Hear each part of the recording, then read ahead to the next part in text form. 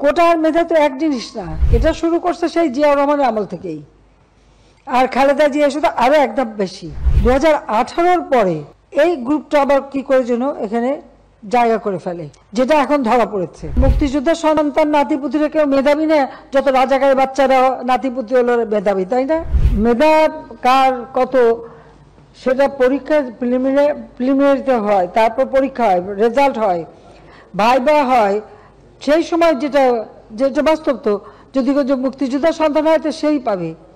আর সবসময় যে সব কোটা পূর্ণ হয় তাও তো না, যেটা বাকি থাকে সেখানে তো ওই তালিকা থেকেই দেওয়া হয়। এর মধ্যে অনেক চাকরি কিন্তু ওই তালিকা থেকে দেওয়া হচ্ছে এটা, এবং সেটাও একটা নির্দেশ আমি দিয়েছিলাম। কাজে এটা কিন্তু আছে, কিন্তু সেখানে অবশ্যই মুক্তিযুদ্ধ অগ্রাধিকার পাবে।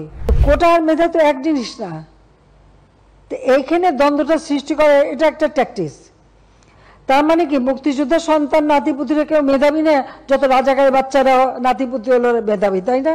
যে যাদেরকে মেধাবী না বলছে তাদের হাতে কিন্তু ওরা পরাজিত। যুদ্ধে কিন্তু মুক্তিযোদ্ধারাই জয়ী হয়েছিল, রাজাকাররা জয়ী হয় নাই। তারা পাকিস্তানিদের পদলেহন করেও পরাজিত হয়েছিল।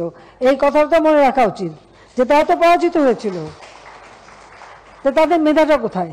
ওই বিএনপি আমলের সেই সময় যে পরীক্ষা হতো, যত চাকরি হতো, এটা কিন্তু কারো পরীক্ষা না, ওই হাওয়া ভবন থেকে তালিকা পাঠানো হতো, আর সেই তালিকাই হতো।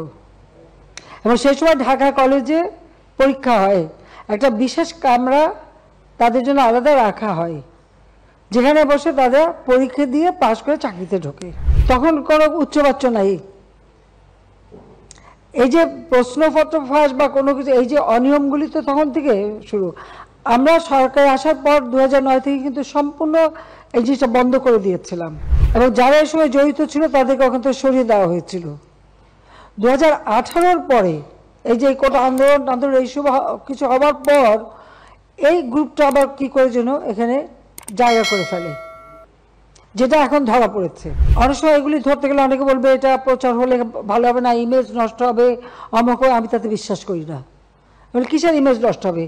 অন্যায় বা অবিচার যেটা করবে তাকে আমি ধরবই, তাতে আমার উপরে যত মানে ইমেজ হোক কি হোক এটা আমি পড়া করবো না। তাদের ধরতেই হবে, তাদের বিরুদ্ধে ব্যবস্থা নিতেই হবে, কারণ এগুলি যদি সরে নেওয়া যায় তাহলে এটা চলতেই থাকবে।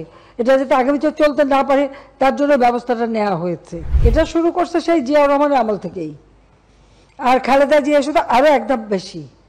আর তখন তো তালিকা আসতো, সবকিছু তালিকা, এবং যা তালিকা ওটা মানতে হবে, না মানলে কেউ জানে বেঁচে থাকতে পারবে না।